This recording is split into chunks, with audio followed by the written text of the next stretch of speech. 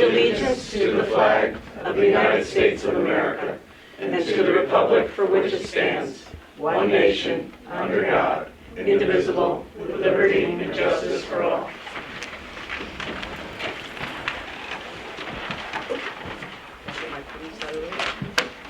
Thank you, everyone. Could we have an approval of the minutes? I move that we approve the minutes as submitted. I second. And there's also There's it's a double. Double. There aren't two documents, but it's a double, reorg and regular meeting. right. I was just curious, what is this payment to the environmental conservation that's on the clerk's report? Or is that that's a November report? I didn't understand what that was. What was that? Payment to environmental conservation? Yeah, amount paid to New York State Yeah, Environmental this is- Conservation. What is that? It's extremely difficult to put this together until Judy sits down and All right, teaches well, you how to maybe do I'll it. wait for Judy. But you look for hunting licenses, The DEC. look for some places in here. Yeah. I didn't see it in there. We collect a certain amount, All right. and that I'm going to ask Judy. our portion. I Okay. will hold off on that. Okay. Okay. All right, and I move that we accept these reports as submitted. You're right. Yeah, I don't even have it on mine, yeah. No, it was earlier. It was Earlier, Okay. oh, okay. No, Second, all in favor? Aye. Thank you very much. Approval of the bills, please. I move that we pay general bills 16,421 to 16,445, and 16,447 to 16,450. Highway bills 16,401 to 16,420, and water bills 2,844 to 2,847. I'd second that motion. All in favor? Aye. Thanks, Sarah. I just have a brief statement to read. Just want to tell people about our weekend in particular. This week, Matt, Rory, Ebis, and I attended the Association of Towns annual conference. And we came back with some really nice pens, this fantastic ruler that magnifies, okay. and water bottles that have special straws that are stainless steel, so that we All don't right. pollute. get a ruler. And how much did this cost? Don't even ask. But we learned a lot. Okay, well, So I'm going to tell you what we learned. We sat in classes on water and waste management infrastructure funding, on fund balance policy and sound budget management, open meetings law, which was fantastic. This guy, people were out the door. They go to this class every year and hear it again because it's so fantastic. Rob Freeman is his name. You can look up open meetings law if you Google COOG, and it's this fantastic website, and there's 3 people in an office to deal with FOIL. On creating action plans for the next 5 to 10 years so that the town can plan out what will be in need of replacing. And how town codes can be used to mitigate climate change problems like crop losses and algae blooms by creating shade areas and reflective surfaces, for instance. The state's taking on the issue of empty housing and zombie housing in downtown areas with laws that may soon be coming down the pike. We all have reams of notes. I want to make people aware of an issue that all the towns are fighting, which is the elimination of our state aid, which is called AIM funding. Towns whose aid makes up less than 2% of their budget were all told that they will no longer receive this funding. For us, it means that we budgeted close to $10,000 of revenue, which we will not be getting. The latest word on this is that after a lot of protests, the state will be sending a small amount of money directly to the county, which is then charged with distributing it to the towns. The Mayors and Supervisors Association has responded with strong words for the governor on this and continues to monitor the situation. It's just one more hit on small towns. So everybody's got their budget in. We had our budgets in November, and then they just told us this about a month ago. Lisa Baker from the Durst Organization and I will be attending a number of meetings in the next few months on affordable housing in the area. This is all very early in the thinking process, but important to us in the long run, so I look forward to reporting on that. Lisa will also be attending a meeting of the Dutchess County Tourism Bureau with business people in Pine Plains next week. Brett and Josh, who own Gallery and Goods, have been kind enough to offer the old Grange for the meeting place, which I certainly hope impresses Dutchess Tourism. And we expect to receive our huge, new, wonderful Kubota tractor the first week of March. Can school kids paint it? Can we name it? Just throwing that out. I'll ask Nelson. No, I want to paint it. no. Yeah, I'm with Don on that. We're I getting make a a brand motion new. that we do not paint the tractor. All right. You can paint plows, but not. The fourth grade did a fabulous job with the plow. All right. Thank you. I kind of knew what the response would be. You New tractor. All right. name it, I don't paint. Now we're on to public comment.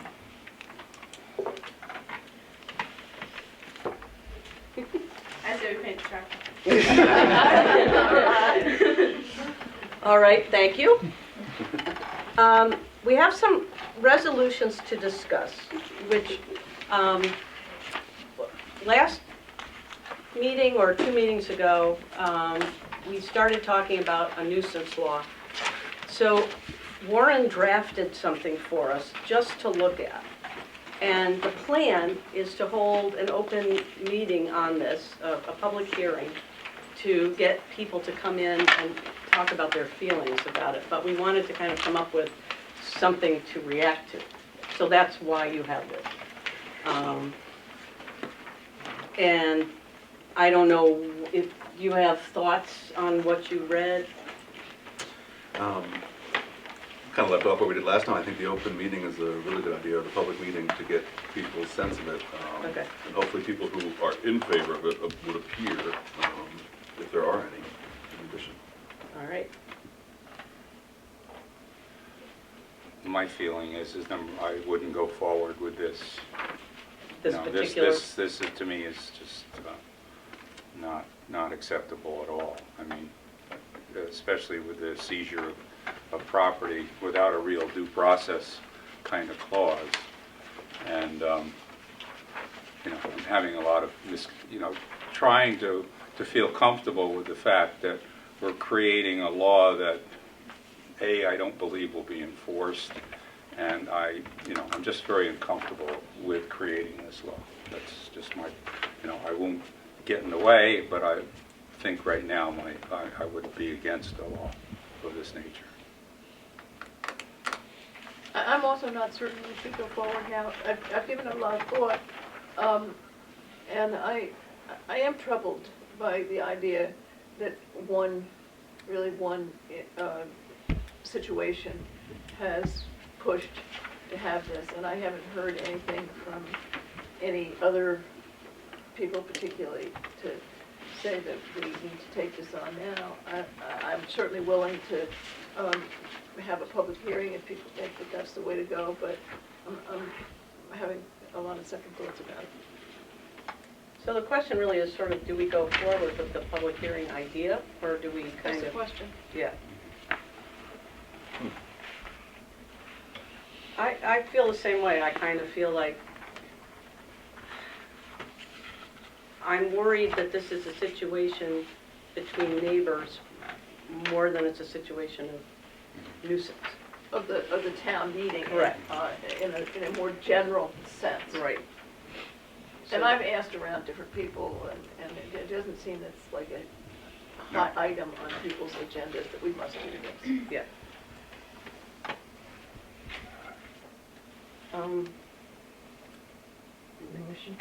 Yeah, Should we move to vote on it? What do you think, man? well, moving forward with this, no. Right. Public hearing or not, should we pursue this, or do we? I mean, I would like to hear what the town has to say. I wouldn't mind having a public hearing about it, just so people could But you're come not and gonna have a chime public in. hearing unless you have a piece of legislation. Right. Because public hearing is specified for certain situations, and you have to have situations where a public hearing is appropriate. I wouldn't, I don't think, the idea in drafting this is I took the Clinton law, culled Right. it down with your input.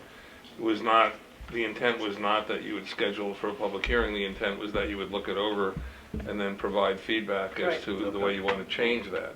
Okay. So the way to deal with the law is not to, if you're not happy with it, you don't set it down for a public hearing.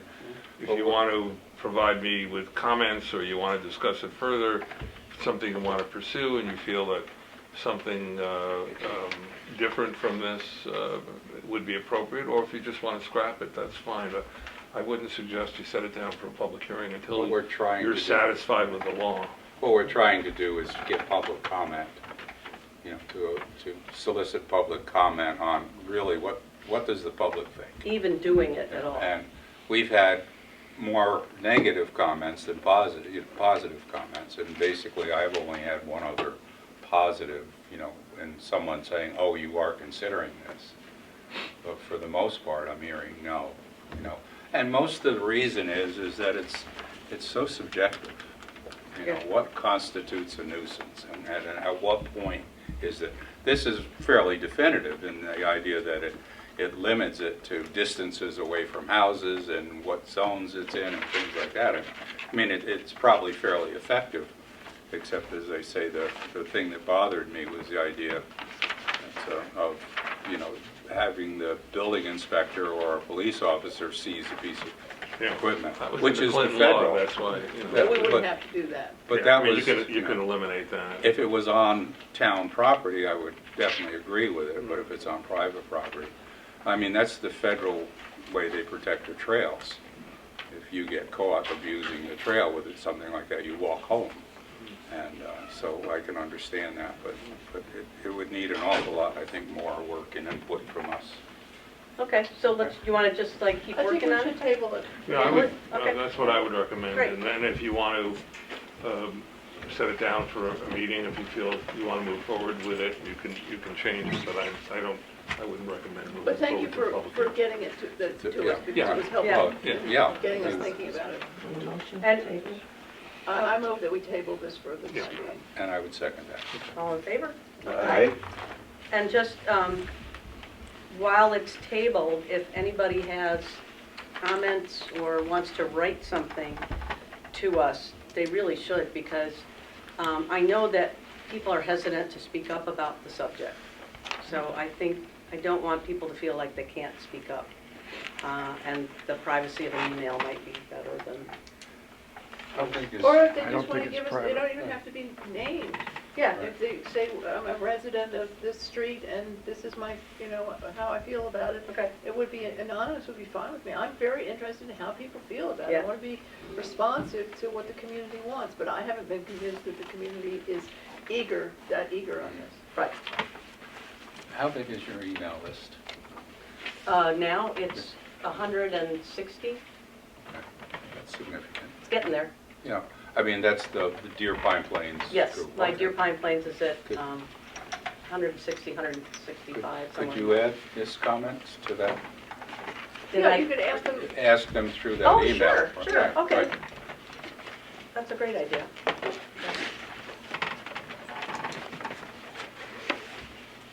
Excellent, okay. May I ask a question? Do you guys have any posting on the baseball fields about riding recreational vehicles on the fields? Because it happens frequently. There is no posting There's that no I am posting. aware of down I think there. you should consider at least that. Okay, Because I see them go past my house on a snowmobile about, I don't know, 75, 80 miles an hour. How they get through the trees at the end, I don't know, they must have got the road figured out. But then I see them riding around on the ball fields and stuff down there, and there's a lot of work goes into those fields, even though they're, you know, there's snow on the ground and everything. It should be that there should not be allowed on town property, like Don said. And I don't recall ever seeing a sign down there. there's no sign. Yeah, there's no sign. It should be posted, you know, I mean, I don't know, I'm just I throwing that haven't out. seen any when I've been down there doing the ice rink though, just Yeah. no tracks or anything like that either. No, just You know, it's more often when there's fairly deep snow and fresh snow. They go flying down through there at 9, 10 o'clock at night, and they wind up, I can see them going around the field down there from my living room. you know? We'll have to get John a snowmobile so we can catch him. It's the only way. He's ready. It's a tough job, somebody has to do it. All right, thanks, Judy. Well, Anything else on this? All right, great. The second resolution on the table is it's basically the Town of Pine Plains adoption of the New York State Unified Solar Permit process for accessory solar installation. We had a few questions, Warren, Yeah. about Let me this. just put this away. Yeah. Take it. I was a little confused in the reading of it. There's Yeah. references to the Unified Solar Permit as well as the New York State Unified Solar Permit, suggesting those are That two is, separate it is the things. New York State Unified, it's a New York State permit. So when it says Unified Solar Permit, it is by the New York default also State. the New York State one. No, that is, the permit is a New York State Thing. unified solar permit. They're the ones that promulgate the solar permit. If you choose to allow solar facilities, the small-scale solar facilities, to be placed in the town pursuant to that unified solar permit, you're in effect adopting the use of the New York State unified solar Okay. permit. So at the meetings that our working groups had held, I believe we had the sense that for the largest of the scales of those, which maybe that permit identifies as tier 3, maybe John can say if that's true or not, that we thought maybe it was more permissive than we had wanted, and I was unsure. I know we can adopt the law and change it. I'm sorry I don't have it all with me now, I'm just sort of catching up with this, but do you know are you familiar at all with the different tiers and how the Yes, law is very organized? familiar, yeah. Okay. So from those meetings, it seemed like the tier 3 was a little more than we wanted to embrace wholeheartedly, I had thought. And I wasn't sure if we were defining the parameters of the law here or if that was going to happen in the zoning ordinance later Yeah. on as a consequence. So let me just give you the background on this. It was my understanding that a committee has been formed to study Yes. the enactment of a solar law that would be an amendment to our town code. And that would be permitting small-scale solar facilities on rooftops and in yards, and then larger facilities for commercial and what we call solar farms, which are the really large-scale profit-making, hopefully profit-making facilities. That's something that you're going to advise me as to how you want to move forward with that. I gave you samples Right. of laws that we passed in the Northeast and Hyde Park and Rhinebeck. And when you adopt that, you will have to make a decision as to whether you want to permit the small-scale solar facilities, the residential on rooftops and in yards, pursuant to the Unified Solar Permit. And in that case, you would incorporate that into your solar law. Or if you want to just have a permitting process where you would have your own process defined by the law and not use the Unified Solar Permit. The problem with, and I mentioned this to you when you first raised this, is it's sort of like putting the cart before the horse. Because we don't have anything in our zoning law at this point that permits even small-scale solar facilities as accessory uses.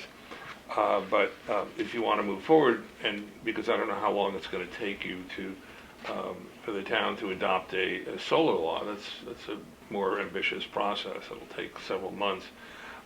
In the meantime, if you would like to have these small-scale facilities approved pursuant to the Unified Solar Permit, that's what this law allows. Right. And essentially what I did was, I couldn't find a prototype for this law, so I just created it myself. It amends our zoning law to provide that for small-scale facilities on rooftops and in yards, and they have to meet certain criteria. They have to be 25 kilowatt or less, and there are other criteria in the New York law, which I've put into this law, they will now be deemed to be accessory uses, at least for the time being, until we adopt our own solar law in the That town. makes a lot of sense. And then Drew is Drew here? I don't know if he's here. No, he's not here tonight. So he would then have the ability to permit these small ones, because they're kind of in a limbo state. Some municipalities just allow it to happen, but the better way of proceeding would be to have a solar law which addresses the small-scale facilities. But this would allow Drew to permit these until we adopt our full solar law. Okay. And it's all set out, you have to follow the guidelines of the permit. There are strict requirements, and I've incorporated all of that. The part that maybe got me confused is section 3, part B, the final paragraph. For solar PV systems not meeting these eligibility criteria, the applicant is not available for the unified solar permit. Correct, it's not. The applicant must utilize the New York State Unified Solar Permit, which can be obtained from the town clerk. That just goes on, that's not either or. I mean, that's, what I'm saying there is that if you don't meet these eligibility criteria, you can't utilize the unified solar permit process. They're not considered accessory uses under our law. Okay. But if we move forward with that, they would be using the New York State Unified Permit. Maybe that's a little... It was maybe hard for me to... Yeah, just yeah, relate to. Okay. I can see, we could put that into a separate... It's not meant to say that it defaults to some other permitting process for the largest of No, these if they're not, installs. if they don't meet these criteria, they're not considered accessory use under our law. I see. But if they do meet these criteria, They then, must use it. then they have to Yeah, use the that's New how I York took it. State Okay. permit. And there's instructions, and there's there's guidance that Drew would use to permit that. I have no problem with you going ahead and allowing these as accessory uses, and then we would supersede that when you do your solar law. You might still incorporate this, or you might do something different when you enact the law. So we would consider this a transitional document Correct. to get us a few more months down the road. Absolutely, correct, yeah. I'd really like to do it because it's a little bit of protection for now. I think we're actually done some good work on the solar law.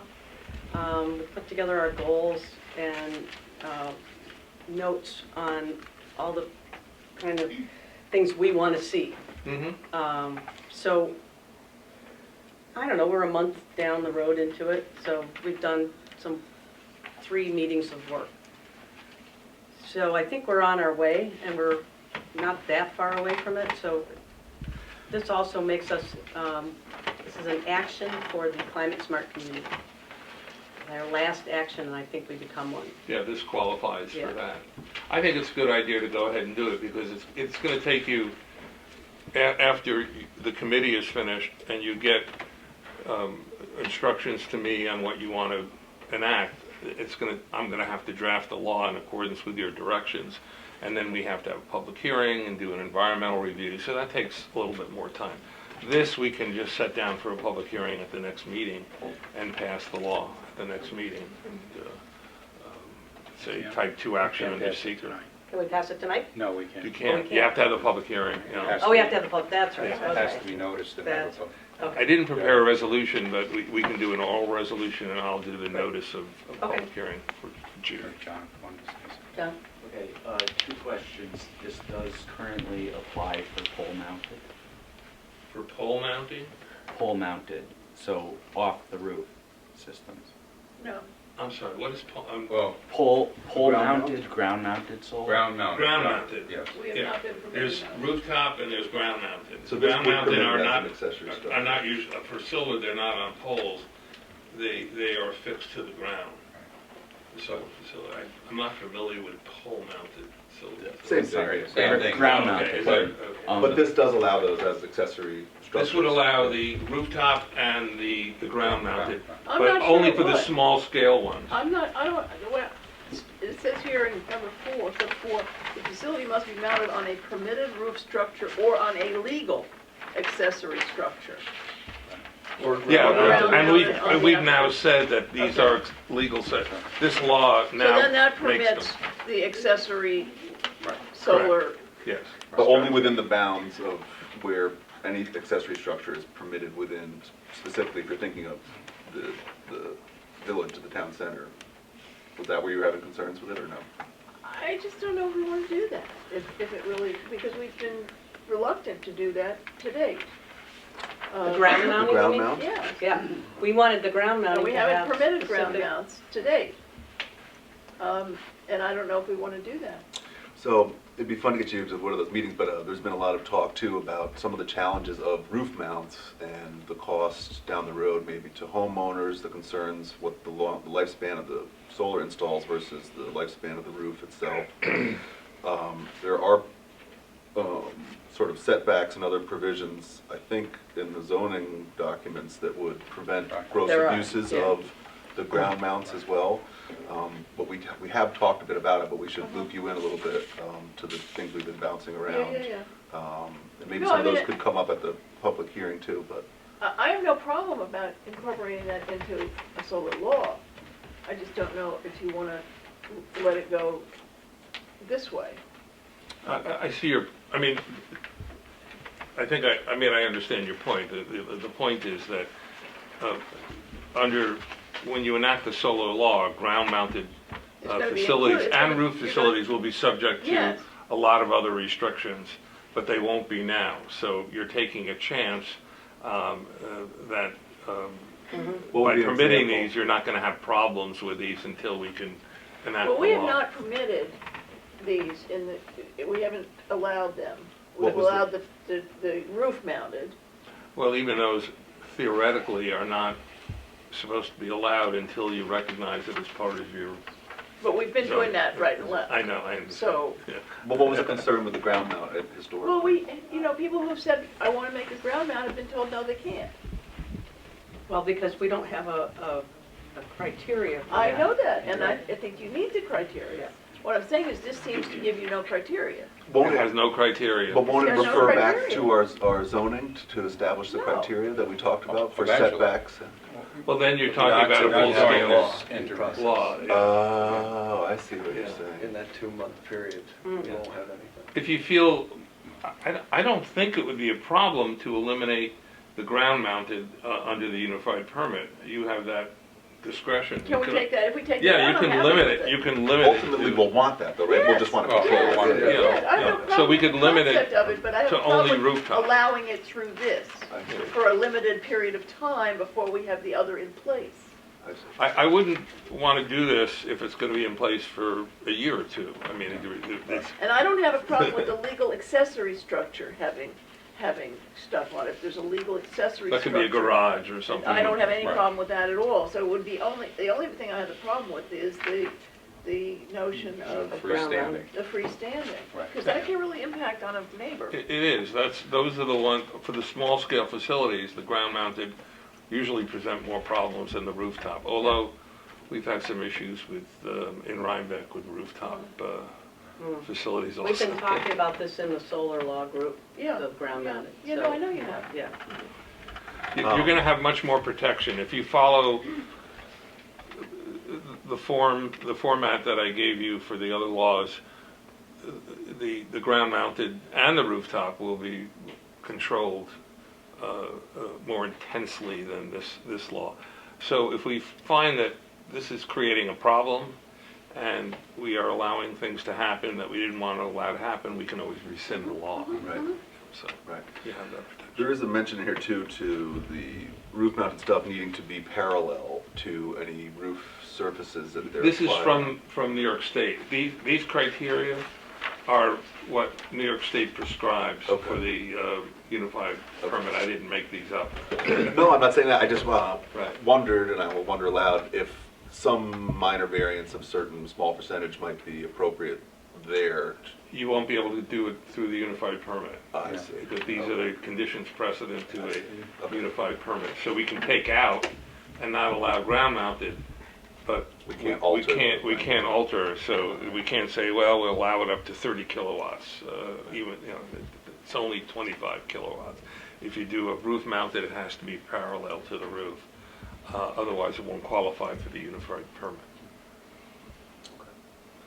Thinking that we do want to encourage roof mounts wherever possible, Sure. particularly in the village, and that just based on angle of incidence and how a roof is engineered, it could need some rejiggering of the angle of incidence for the panels to function properly. What I suggest is we take out the ground mounted. Ground mounted, okay.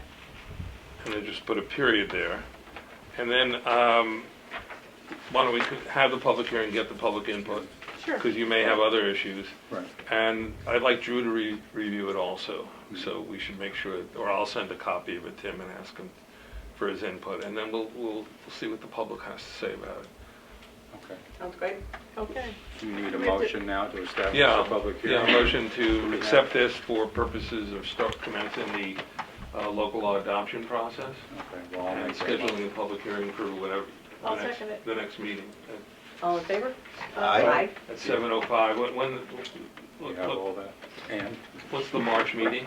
The March meeting is, Have you got that all? Can you read that back? Wait till he says, puts the video on, and then I'm gonna get it all. Okay. If you I have don't any- take short. Just call me, Jeff. Okay. I think our So that'll calendar, be at the next meeting? it'll be at the March meeting, the 21st of March? Okay, 7:05, or, Sure. and I'll prepare the public hearing notice for Judy. Okay. Thank you. Thank you.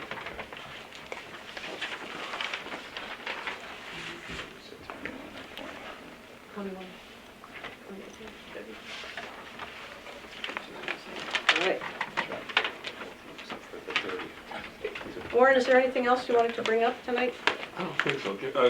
I have the truck purchase documents, Oh, which great. you need to sign. Yes, Um, I ran them off too, so, Okay, well, I have it all ready for you. Sign here, sign here, sign here. okay. And do you have a notary that could notarize where? Right there? Okay, so I'm going to leave this with you. And then if you have any questions, let me know. We're scheduling the closing for March 1st, so all the documents are dated March 1st. I'll contact the bank, and I think what they want to do is just wire transfer the money into our account, and what they usually do is come pick the documents up Okay. on March 1st, but I'll take care of that. And I have a couple of documents that they're going to want from me, which I will send to the bank separately. Okay. So I'll leave this for you if you have any questions about it. But when you do sign them, and there's a place for the seal on the note, you'll see this, I do want a copy for my records. Okay. All right, great, thank you. So I'll leave this for you. Okay. On to department reports. Heather? Okay, on the note of the tractor, I just want to let you know that there was actually an early delivery. It arrived today. Yeah, yeah, it did. You don't have the money, unfortunately. I know, they said it's okay, it's usually, believe it or not, they drop it off. up? I have to change all the documents. No, they're good for 30 to 60 days Okay. from date of delivery for payment. So you'll have the money in your account on March 1st. Okay, and we'll process that.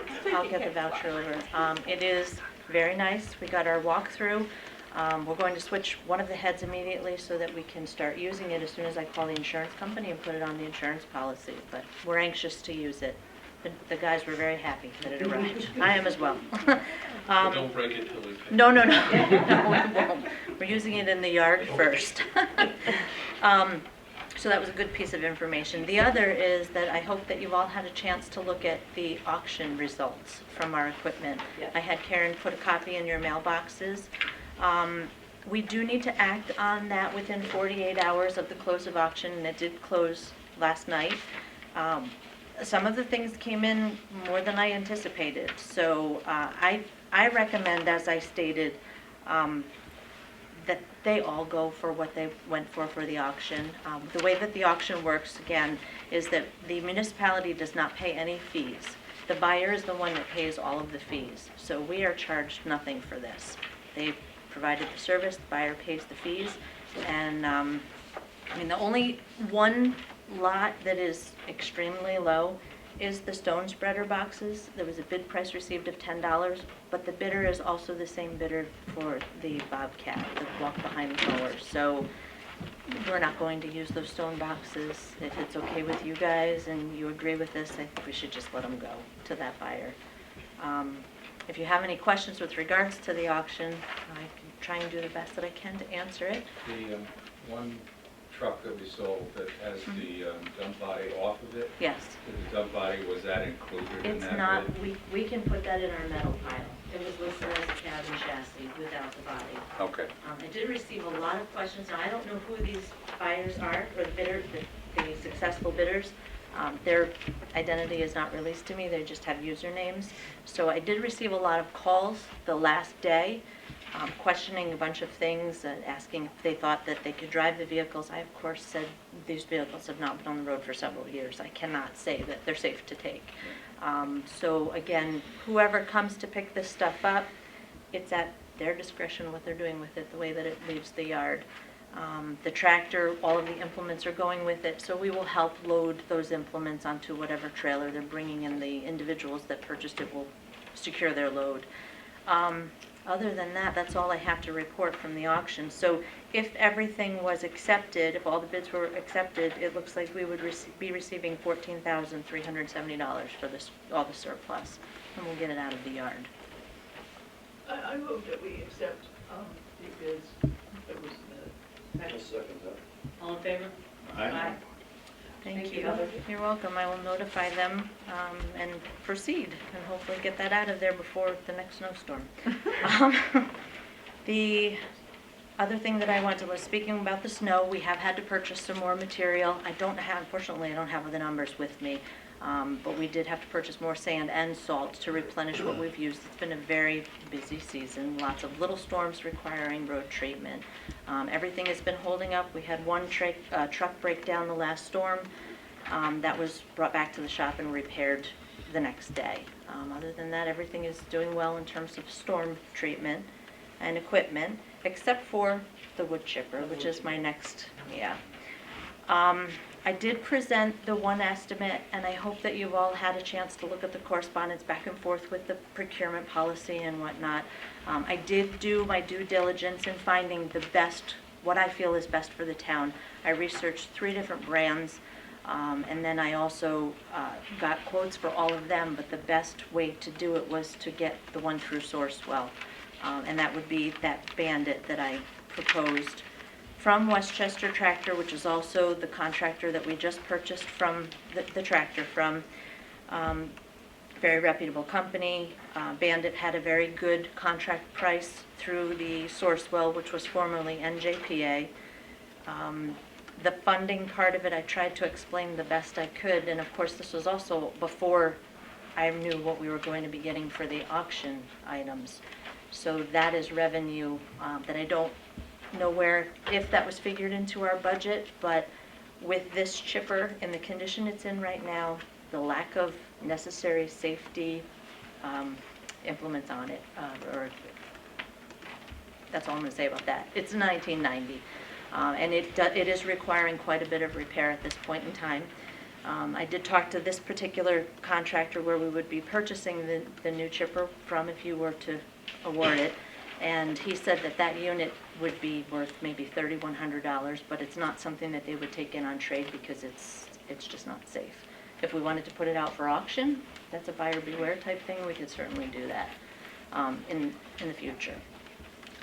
But that's all I have to say about that. I mean, it's, like I said, it's in excess of about $4,000 for just the parts for a machine that at this point, who knows? The guys did repair something on it a couple weeks ago. They used it for not even one day and it broke again. So it needs a more in-depth repair. We tried to do it with what we could, but it's definitely going to be needing these other parts. So I can answer anything about, right now we don't have a chipper, and that is another crucial piece of equipment within the department. Every ice storm that we had, I just kept crossing my fingers. How long Otherwise, will it take to get delivered? they actually have this in stock. That's another reason why I chose this one. It's in stock for immediate delivery as quoted, just like this. And I verified it again with him today when he dropped the tractor off. This will last for many, many years, definitely. Yeah, if we get this, would this help keep our brush pile down, Well, down at that's- the garage? That's a question that I received. I wouldn't advise it because of the brush that comes in.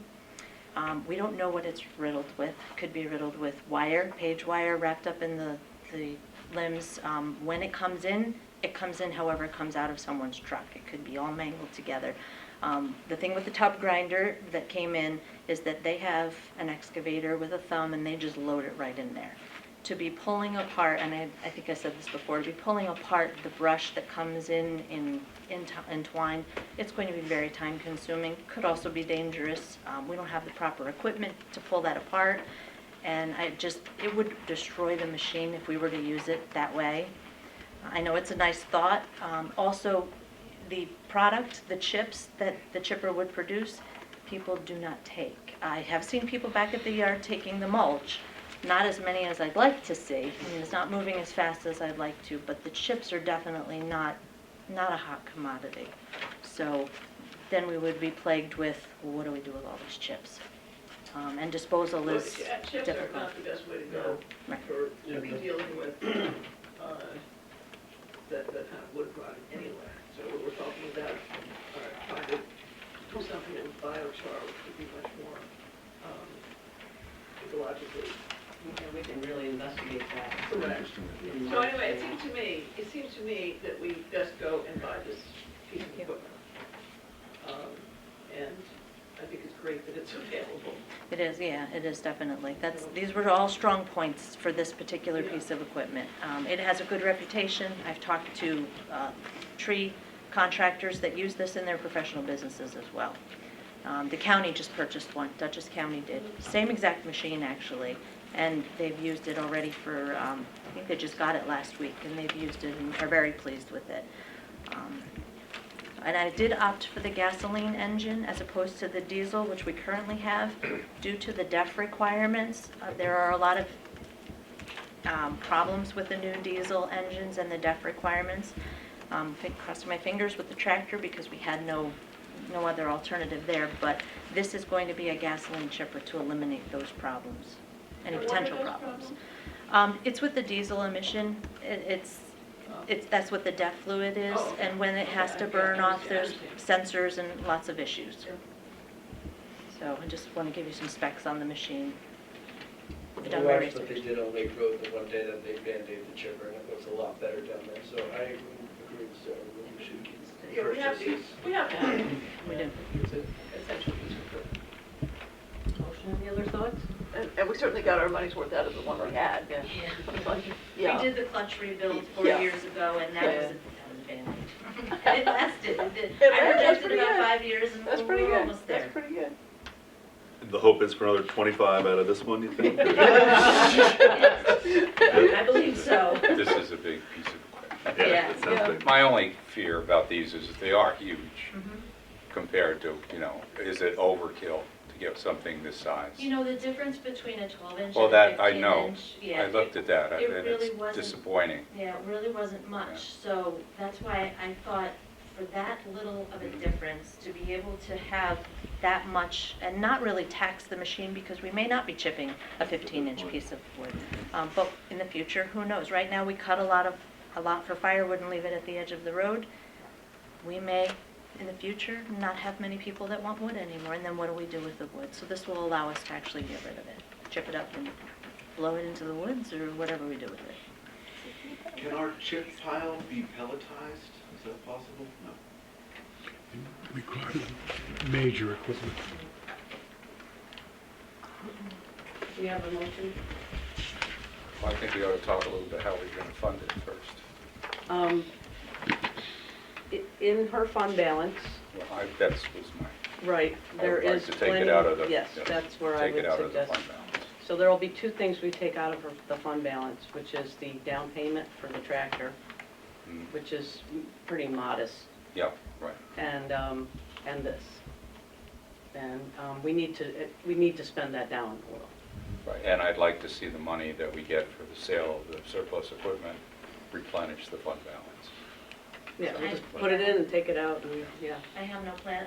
The only thing it was planned for was to replace equipment that's aged, which is another thing that we've been discussing, and hopefully we'll get a handle on that a little bit better.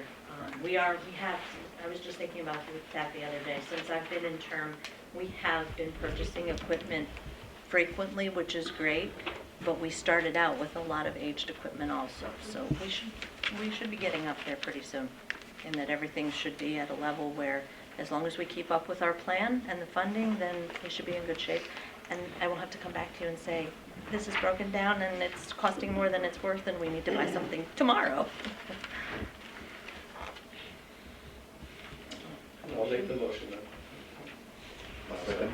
Go ahead. Second. All in favor? Aye. Are these items that you use on a weekly basis? Do you use the chipper every week? This time of the year, we do a lot of work with the chipper, yeah, and we're down right now, so, I mean, there's a lot of course, now the tractor's here, so we're going to be working on getting that up and going and trimming back with that. But yeah, there are seasonal tasks that are at hand, and this time of the year is definitely a big one with chipping. We try and cut back at least twice a year, you know, as we can get around. We go through all the roads and try and make sure that they're all back to where our right-of-way is and anything hanging over. And of course, we don't cut the limbs and bring them back to the brush pile. We get rid of what we generate.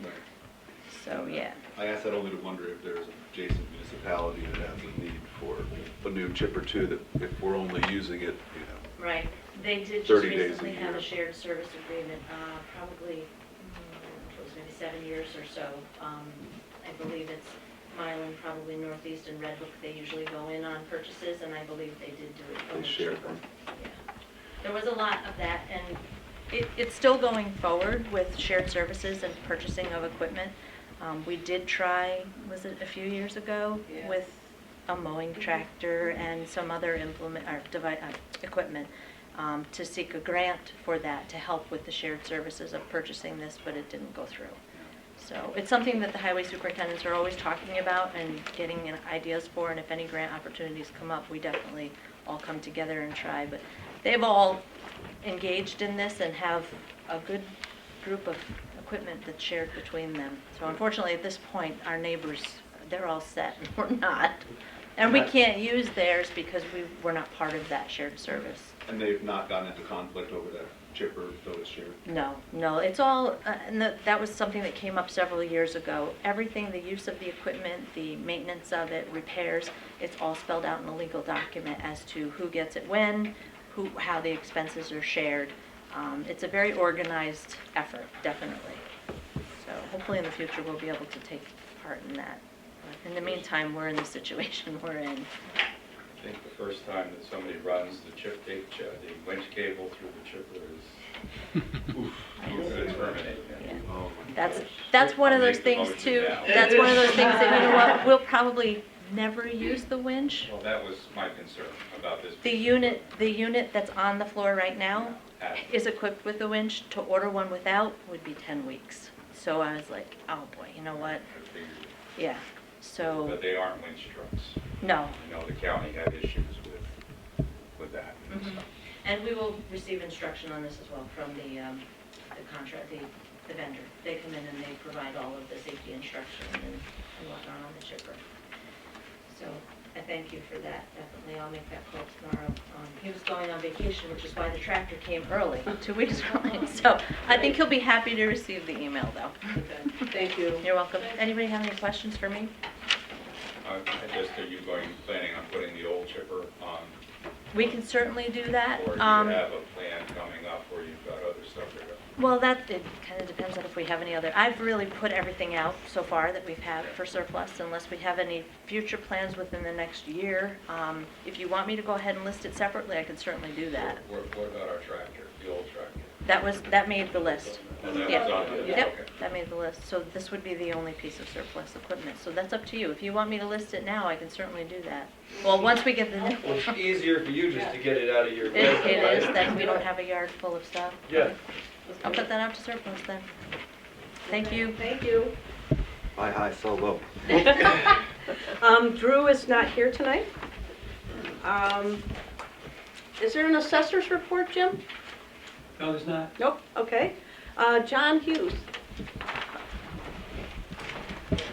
We had 8 hours of court, 168 of patrol, 10 of admin, 12 hours of details, 5 hours of maintaining, washing, and other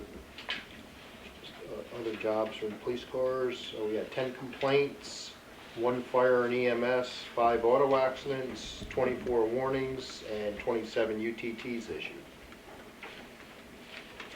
And the other thing I want to talk about, with Heather got many calls this week, I got many calls this week, is I was parking gonna ask you about this, okay. on Church Street, particularly West Church Street. Angle parking.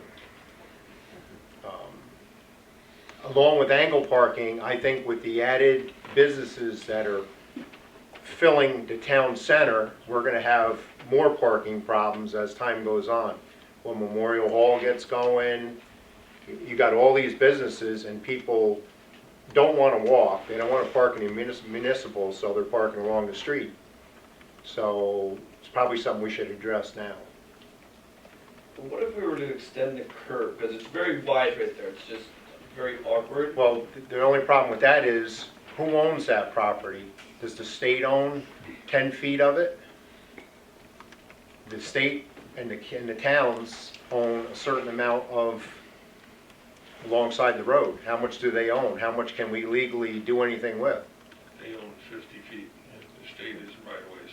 Right. That's an alternative. We could somehow like extend the curb, put grass, trees in there. They'll claim, the state Well, will claim that- to the backside Talking sidewalk. I printed Money? off, and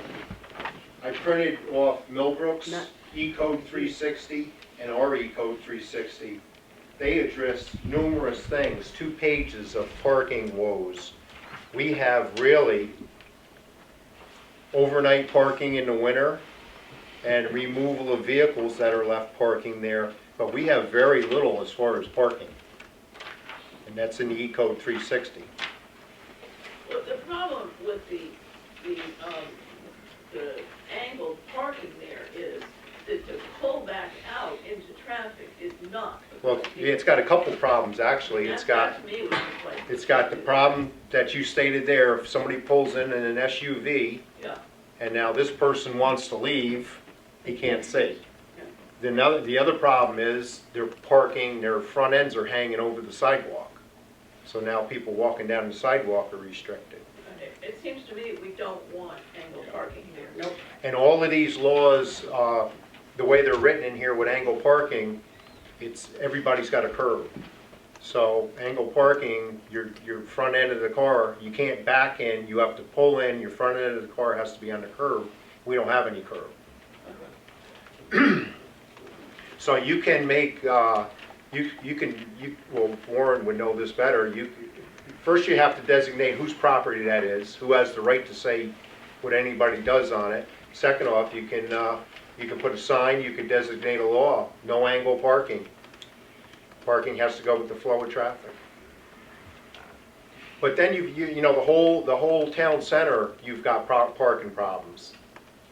it seems to me we have an awful lot of parking in town, and it's just that people aren't kind of willing to walk from Well, a municipal lot. When you come from the town hall into town at certain times of the day, even on East Church Street, you're weaving, Yeah, especially with the snow. And now you got tractor trailers. Really, 53-foot trailers aren't allowed on our roads. But a 53-foot trailer, to a guy that's driving a tractor trailer, he can fit a lot more cargo. So if you ever seen a 53-foot trailer come up to the light, they can't make it. Some of them put their tires over on if they're coming from Stanfordville, they put their tires almost on the bank sidewalk to make that turn, to get that trailer around it. So if there's cars parked there, somebody's going to get their car run over by the rear wheels of a tractor trailer.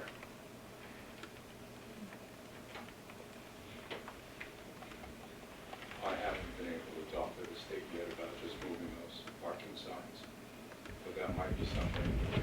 That would help. Also talk to them about, just a question about that. But I think for the time being, we should, I believe that we can do that. We could just prohibit angle parking.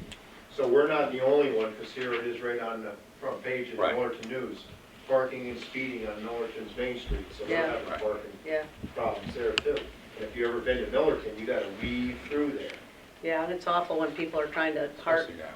into the space and there are trucks coming down that curve. Plus, this last week, they had those 2 big box trucks parked out in front of Memorial Hall, which just aggravated everything. Yeah, yeah.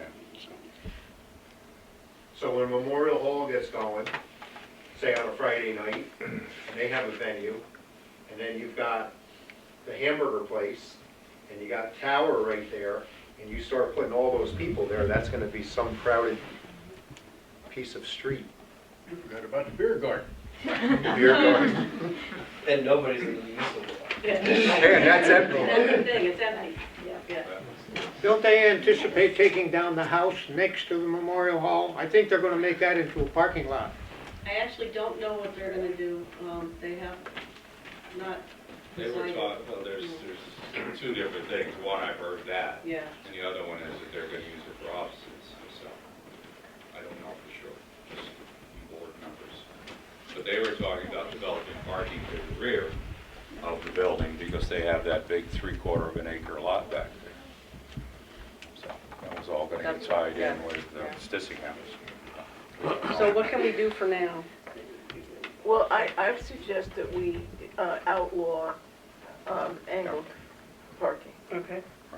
I don't see any need for angled parking. I don't see it either, I think and it's it can't happen anywhere else anyway. Is that a motion or a local law? You have to by local law. I just, the only question is what jurisdiction, I'd have to check the jurisdiction for parking on the That's state state right. That's highway. what I. Okay, well, that's the direction I think we want to go. Okay. Yeah. But that would be the simplest way of handling that for now, and then when people start getting tickets.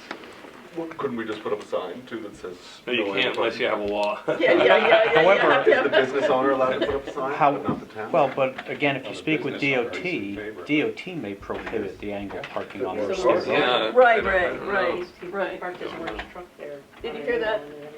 Derek, the DOT might prohibit the angled parking there. Okay. I can't imagine that's legal on the DOT, DOT right away. It's just hard to believe. So they might prohibit it People already. just started doing that? It's Is that illegal what- to And back then we onto would a just have state to road. get, to Correct. give us signs. They would And that's why I don't think signs, it's or legal. we can get, Because you're not allowed whoever to needs to back get into the it. signs. Okay, I know get who to the call signs there. Can't imagine. and find out Okay. what we should do, because Great. it's. I can check not to good. see whether it's already prohibited by state regulation. probably is. Otherwise, we That can sounds do great. our own. Thank you. And another thing we should do while we're talking, as Warren brought up, people are getting tickets or whatever. Our tickets are in the dark ages as far as parking, they're $20. So who has the legality You know, I to? looked that up, John, and we can charge for parking whatever the state allows us to charge for parking. That's was my reading of it anyway, when I looked at it. It doesn't have to be $20. So if you guys want to come to terms with that on setting a price on that, we can order new tickets, Oh, that's what's on the ticket? $20. Yeah, it's on the ticket. Oh, We just did new tickets for Hyde Park. I can send you what they did. oh, we definitely need to do that. Yeah, that'd be great. Because the Yeah, law is state- you can do state-of-the-art whatever the state tickets. says, whatever the state thing is. I didn't know it was on our tickets. Oh, this is only $20. You have to Your make it. email, give me your. I did. Were Officer Cameron's parking tickets largely based there at the Spuds Shack? No. It was on Hoffman Road, actually, during the snow. That's the only parking ticket he wrote. Yeah, there was no parking tickets. Oh, sorry, I misread Yeah, it. That'll be on next month's report, there's no parking, there's hardly ever parking tickets. Yeah.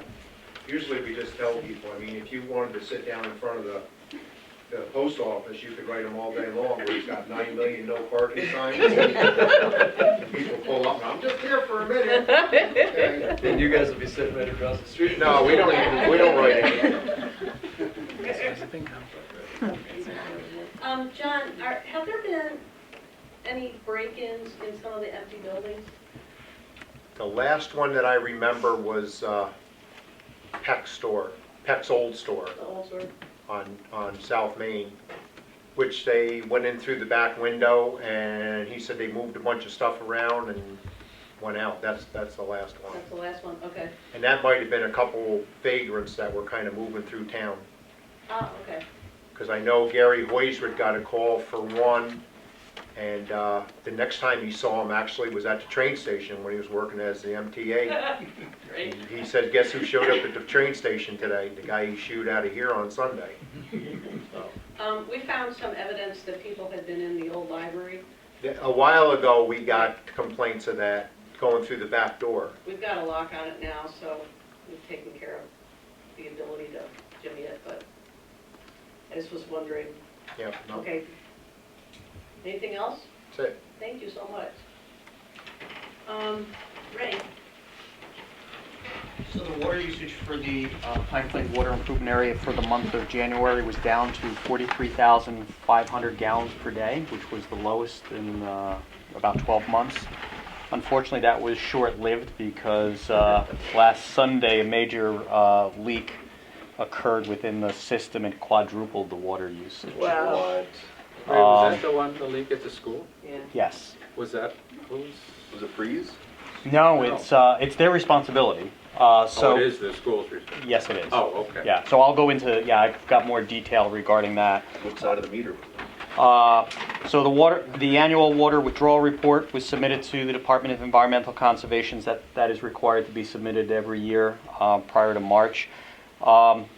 Last year in 2018, the Pine Plains Water Improvement Area pumped 21 million gallons of water. So for a small water district, we actually pump and utilize quite a bit.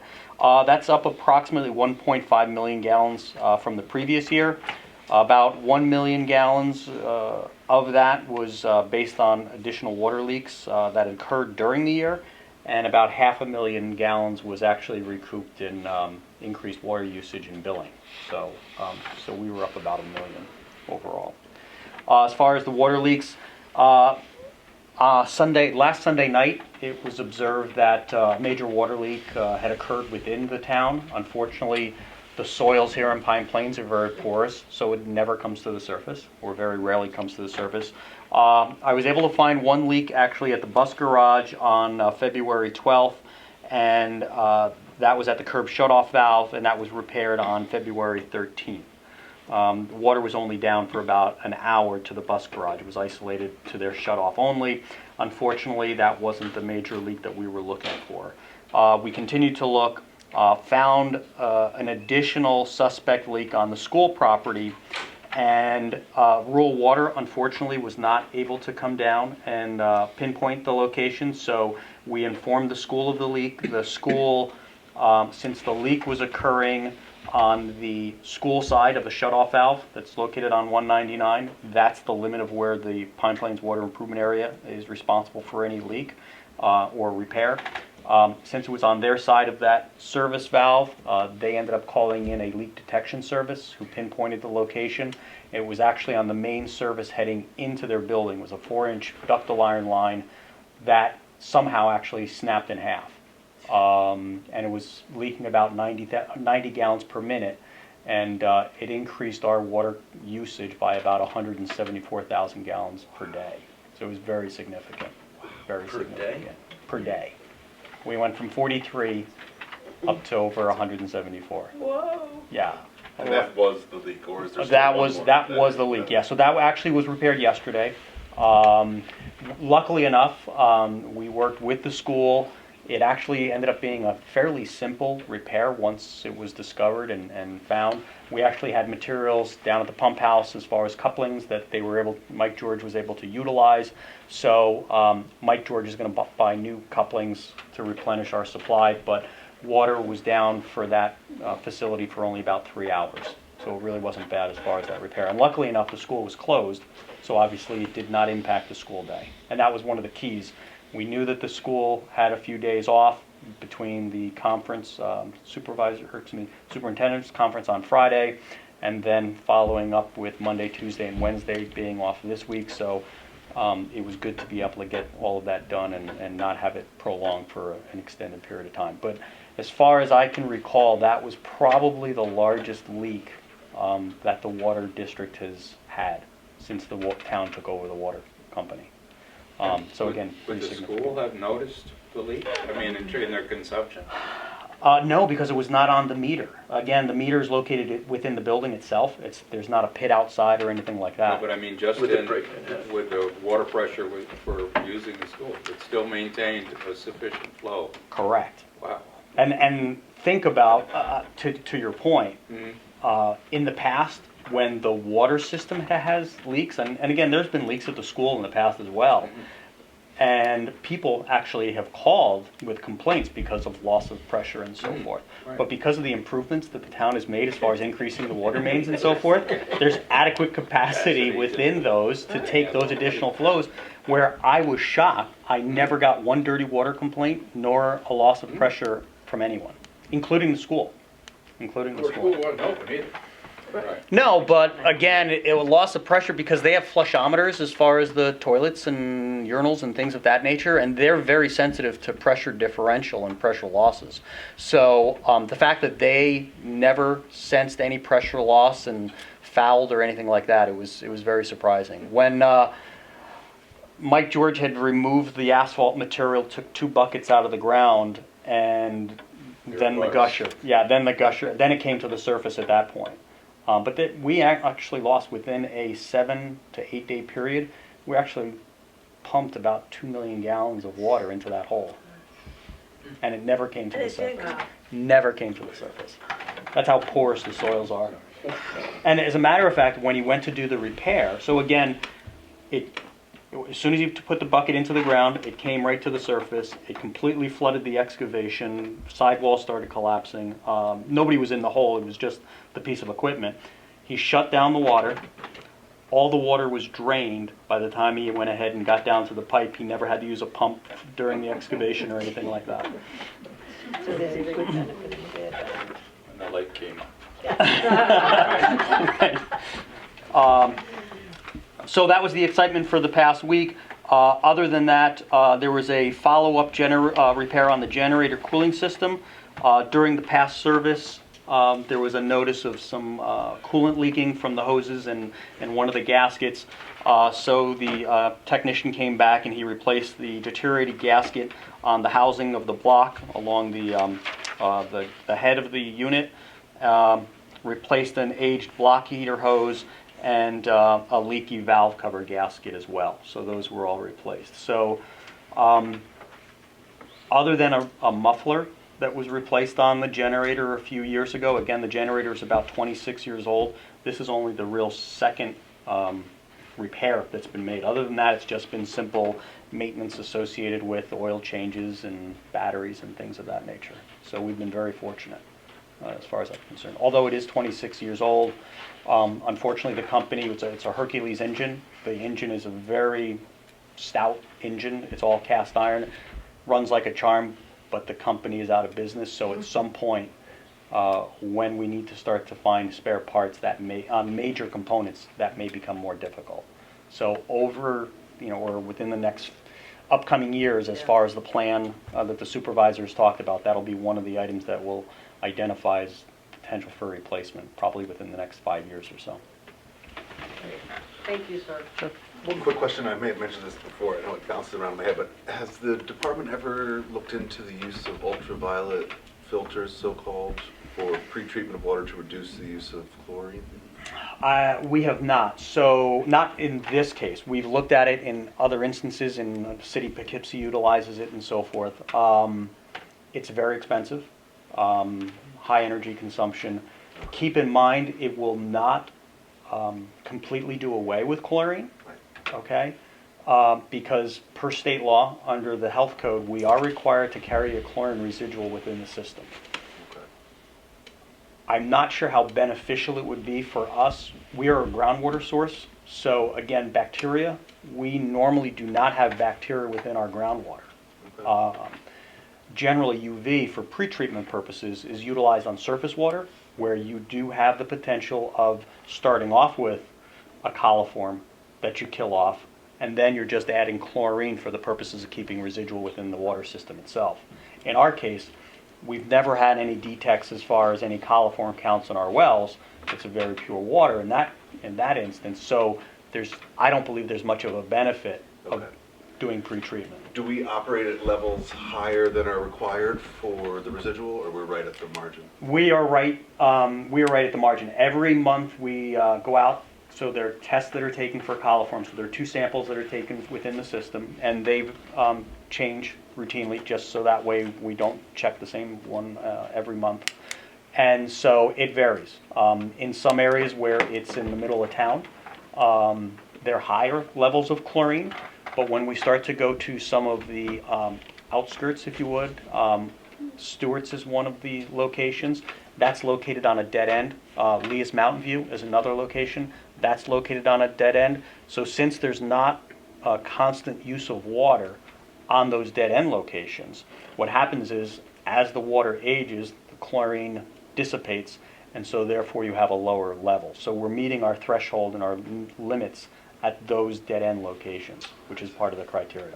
So it does vary dramatically. So in some instances in the middle of town, we can have a residual of 0.4 milligrams per liter. And then when we go to some of the dead end locations, like Lee's as an example, it'll drop to 0.2, which is the state minimum. So there is a variance as far as what you find within the system itself. Chlorine's the only permitted chemical for that kind of stuff? No, there are others. There's chloramines and things of that nature. Chlorine, liquid chlorine in our case, is the most common. So sodium hypochlorite is what we use, and it's the most common.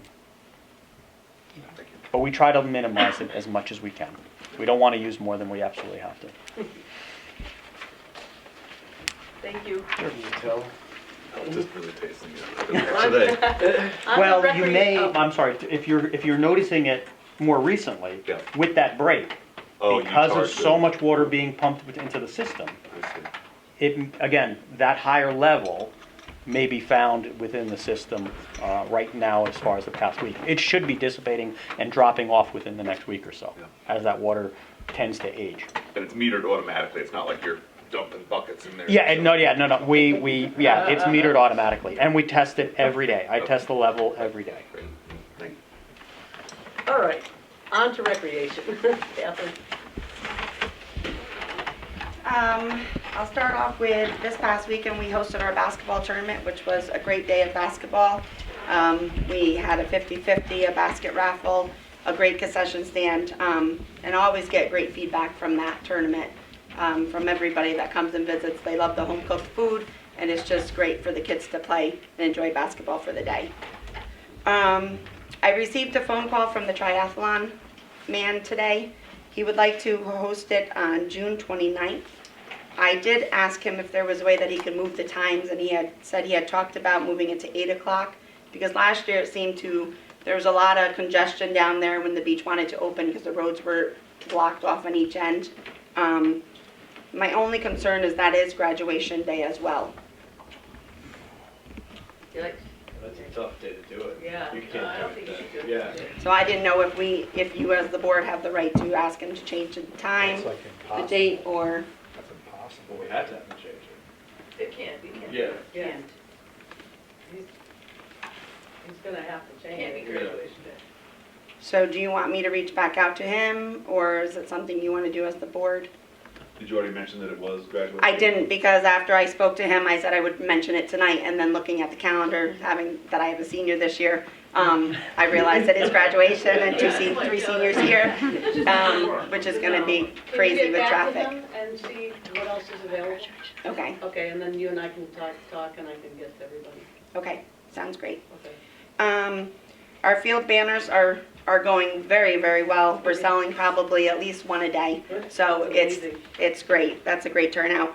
And my only concern that I have is the concession stand seems to be holding water. And I don't know if the water's coming in. I know some of it's coming in from the door, but then where the window is on the concession stand, it seems to be coming in from the seal, maybe at the ground, and I don't know what we should do about that, because it's getting flooded in there. So I don't know if it's something that we can seal the floor with, or, We might be able to tar it from the outside and repaint it, right? Would that work? It's concrete, it's like cinder block. Yeah, I'd like to have to take a look. Maybe next time we're down, we'll Yeah. take a look at it. Is it just because of the snow that's on the ground, or it's it does seem to happen every so often, but it seems to be really, really bad this year. Okay. Yeah, let's take a look and then we'll see. I'll gain access to it and see what can be done to try to. So we gotta repair where the hydrant went in anyway. so Right. we can- We'll take a look at it. Okay. And then also, our refrigerator will eventually need to be replaced when we come up and running for the concession, because that did not last over the winter. So, just keep that in mind. Okay, that's all I have. Great job on the tournament. Thank you. Yeah, I heard good things from Yeah, a few I of the did parents that were there. Yeah. And Right. somebody's willing to donate a telephone pole for future lights at the girls' softball field. Oh, The great. department is. So I have a lead on that. Somebody contacted me about it. He just wants his name on a little plaque. Oh, here's the year that we graduated. That's awesome. So I would just like to change the order of some items here so that our guests can speak and leave. We have tonight Karamia Bakhtioti, who is here, who has been part of our group of strangers, which is our safe space, which we open once a week at the community center to talk about struggles with addiction. And could you speak to us about what you're doing and introduce? Yes. So my name is Karamia Bakhtioti, and I'm a recovery coach with the Council on Addiction Prevention and Education. This is Elaine Trumpetto. She is our executive director, and I'm going to let her speak. One of the joys of being an executive director. First off, thank you very much for having us. We appreciate it. And the reason we're here this evening is we were granted some funding from the Foundation for Community Health back in July of last year. And that enabled me to do a couple of things. It enabled me to hire a recovery coach, Karamia, who would service Eastern Dutchess, really from your neck of the woods, potentially on down to Dover and maybe even Pawling and Millbrook. As I'm sure many of you know, the opioid epidemic has struck our nation, and Dutchess is not without exception. We have more than our fair share of struggles. The age group that we have found out from our epidemiologist most recently that is most affected by the overdoses is the 55-plus age group. That's different than even last year, where we were looking at more of the 18 to 30-year-old age group. They've fallen more to second place. The Taconic Parkway, in conversations with our law enforcement partners, suggests that it's a very high traffic area, and so too is Route 22 for the distribution, marketing, and sale of the drugs. And as many of you in the room know, the painkillers that we're all very familiar with, which were essentially synthetic heroin, when pushback came from state and national levels, there were folks that were already addicted, and there was a shift then to the heroin. And now on top of the heroin, we've got it laced with fentanyl, which is an extremely potent drug. Last year in our country, 74,000 people died of overdoses, more than young men and women who were killed in the Vietnam War. It's not leveling off. No one really knows why, despite all of the measures that have been put into place. One of those measures are foundation monies, like the Foundation for Community Health. Karamia is on Mondays, I believe, in Sharon Hospital. Yes. And we are also bridging the border because borders are porous. So we're doing work not only on the New York side, but also on the Connecticut side. Our agency is licensed by the New York State Office on Alcoholism and Substance Abuse Services, and we are also a partner with the county, and we've been in existence since 1987. I'm now really happy to report that not only with the foundation money, but also with New York State OASAS money, CAPE is very pleased to have 5 recovery coaches covering all of our county, all of the HealthQuest hospitals. I don't want to be greedy. It would be helpful to have many more, but that's a very, very good start. So Karamia has been hard at work trying to market and promote the program. It is a free service. I'm going to let Karamia talk a little bit about recovery coaching in general and the specifics that really make this an extremely valuable service. Karamia? Thank you. I myself, recovery coaching is a peer-to-peer relationship. I myself am in recovery. I've not had a drink or a drug for 6 years. And that allows me to share with another person who's struggling that I too have been there. That's different than a counselor or a KSAC or a person with a licensed mental health, because those are professionals and they're counselors. I am not a counselor. I am not a sponsor like in an AA situation. I am a peer. And so my shared experience gets to help someone who's struggling, and I can say to them, I understand what you're saying because I've actually been there. With that, we're trying to reach out to people who are in various stages of readiness to change. I know for myself, when I was actively addicted, the idea of living without drugs or alcohol was very foreign to me until it got so bad that I needed to understand that that may be the only way to stay alive. And that spectrum, people fall all along that. Not everybody who's struggling with a substance use disorder or alcohol use disorder is ready for help, but once they get comfortable with the idea that help is here all the time, then it'll be easier for them to just maybe reach out, make that phone call, or stop into the community room on a Thursday afternoon at 1 o'clock. Or if I'm sitting in Pine Plains Platter in the morning having tea, and somebody comes in and sits down to chat, it's very informal, and we want it to be comfortable and safe. Like Elaine said, I'm in Sharon Hospital on Monday mornings and in Millerton at the Northeast Community Center on Monday afternoons. Pine Plains all day on Thursdays, and Friday mornings I'm out here. And then I'm always within 20 miles. I live in Poughkeepsie. I'm from Sharon initially, back in the 80s. I grew up there. I graduated from Hoosey. This is my home area. I've driven all these back roads on bicycles and motorcycles and cars, and so I'm familiar, and it's nice to be able to come home and actually be able to help.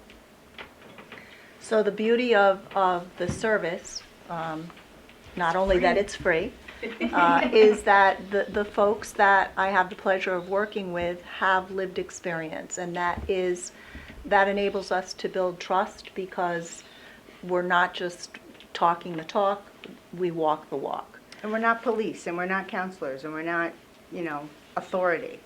However, we do work closely with all of those systems, and another beauty of the intervention is that our folks know how to help people navigate systems in ways that will address where they want to go with their recovery. Do they need a detox? Do they need a rehab? Do they have a separate multiple pathway that they would like to choose to achieve recovery? The push on the part of New York State and most of the states in the union right now is to recognize that everybody has the ability to reach recovery, but each in their own way. And so where some may use medication-assisted treatment, or as you heard Karamia mention, 12-step programs, there are multiple other venues for people to take advantage of. The biggest challenge that we have is the stigma that remains attached to the disease. I was going to ask you about that. It is a chronic disease. It is clearly, it's recognized across all venues as a chronic disease. But our culture and our society is very entrenched in the prejudice and the bias associated with the disease. It's recognized as a character flaw, moral failing, bad choice. We have all of the science to prove otherwise. So we've got some catch up to do. So one of the offsets that we do with our agency is public health campaigns in order to begin to change that. As a matter of fact, we're working with the Foundation for Community Health now to address that particular piece of the stigma through public health campaigns. We've done that in Southern Dutchess with some of our federal grants, and it does work. But as many of you know, public health campaigns are not cheap, and we are a not-for-profit, so our piggy bank isn't as stuffed as other people's are. And most of what we do on grants, and grants are time limited. So our foundation grant may be for 2 years, and then depending on the success we have, it may get extended. But what we're here tonight to talk with you about is continuing to foster the relationship we have town to town to make sure that Karamia gets to see as many people who wish to receive her services. And any way you folks can help us do that would be greatly appreciated. What are some strategies you guys have already for building awareness for the program here locally? We're working on that, actually. Dara, I've met with Dara a number of times, strategically placing my business card in locations where people can quietly pick them up, like in bathrooms. And then the posters that are around town for meeting a group of strangers. Seeing people when I'm at Sharon Hospital, if they come in for an overdose or a substance or alcohol-related issue, meeting with them while they're in the hospital, creating a beginning of a relationship so that when they're released and they come back to Pine Plains or Millbrook or wherever, that there's already broken the ice, so they can then reach out to me without feeling too terribly shameful or guilty about the issue that they're dealing with. And so that's a really awesome way. We're looking for other ways. Mostly we're asking the communities to tell us what it is that you want for your community and how you see, because you know community better than I know your community, what's a good way to reach your people, you know? We're also trying to, we have a media team that works for my agency, so we're going to be taking Karamia's thoughts and blending it with the media team recommendations to develop the public health campaign that would serve the needs in this area. Because what we would do here is probably going to differ a little bit than what we're doing in Southern Dutchess or Central Dutchess. That's one of the interventions that we're going to be working on. It's still a new grant. It's only been a few months, really, since, and it takes time to develop relationships and get your name known in a community. And we have, there are some inherent challenges with us trying to gain exposure in communities because of the resistance and the stigma attached to what we're attempting to do. So we're going to try and build that slowly. Most relationships start slowly. We're trying to firm up locations, as you heard Karamia mention. We've got a spot at Sharon Hospital, Northeast Community Center. I'm going to be meeting with all supervisors on the Eastern Dutchess corridor to begin to have more in-depth conversations with them to find out, as Karamia said, what are your needs? What do you see as your needs? How can we help you address those? I don't know if I answered your question, but. Yeah, I guess my follow-up would be, are there things that we could be doing to help generate more awareness for the program ourselves as a town board or within the town ourselves? I think it's a person-to-person thing if you know people, or you know of people who know people. The other thing I would recommend is, I know we work with most of the school districts in the county and a lot of the towns, and right now we're booked to do several town forums. We've done one in Beacon. We have 2 upcoming in the town of East Fishkill. There's another one in Fishkill. So municipalities who are aware of the challenges they have with this problem in their communities, we are very happy to create forums, to come in at your invitation, to do educational presentations in a forum. I see there's a gentleman with a camera next to me. Most of the municipalities we go into tape those and then ship them out through their municipal channel, which reaches an even larger number of folks. So that's another possibility. We can definitely do that, and I wanted to show the movie Beautiful Boy, because it certainly resonated with me, and I thought it was something that people could come to and just watch a movie and see, just hear the language around it. I think that was the most shocking thing about that movie for me was, oh, I've heard this language for a very long time. It's interesting you bring up the language piece, because one of the things that our folks are trained in is language has a very big role in keeping that stigma alive. Yeah. And so being able to shift the conversation and discussion, I mean, we've all heard language like clean and dirty used on a regular basis associated with the disease. That's just one example. There is a way to talk about the disease as individuals, families, and communities that will lower that stigma and make it more acceptable and perhaps even more recognizable that this is a disease. This is not a character flaw. It is not a moral failing. And then sometimes do community assessments. You know, what you heard Karamia mention that it's not only the opioids she deals with, but also the alcohol, substances. We know in dealing with the schools, vaping is a very, very big issue among young people. I'm sure you've seen it in the newspapers and seen it on TV. I think there was between a 68 and 74% increase in middle schoolers taking advantage Sixth of grade. vaping. Not like 7th and 8th. And it's highly potent. It's something that is going to trigger addiction in younger and younger folks and negatively affect the developing brain for those kids. So there's a whole host of things not only Karamia can bring, but our agency also has a community educator. Let's see, we work closely with Pine Plains School District. And Weebatuck. Yes, and Weebatuck and Dover. We do school assessments, youth surveys in all school districts in Dutchess County every 2 years. What that does is give us a sense of what the trends are, the developing trends are among kids. The county then uses that as information to guide their youth programming to get a sense of what's happening at younger and younger levels. We have student assistance counselors in Dover. We have an educator courtesy of the Foundation for Community Health in Weebatuck and Pine Plains. So for a small agency, we do reach out quite a bit. We're a bit of a sleeper. I'm sure many of you have not heard of the Council on Addiction Prevention and Education before, but hopefully we can change that going forward. Great. Do you have any connections with the court system at all? As a matter of fact, my folks, we've gone in and worked with probation. We worked with, we're gaining access to the jails to be able to go in and work with folks who are expressing a need to reach out to recovery. My agency sits on the Opioid Task Force, which is a county agency made up of, a county committee made up of every sector in our community, because this particular problem is affecting every sector in our community.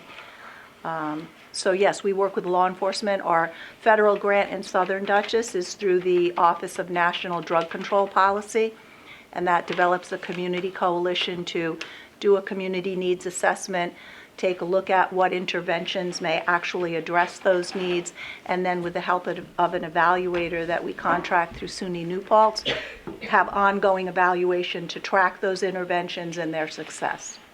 We had a meeting with the DA's office too, right? Yes.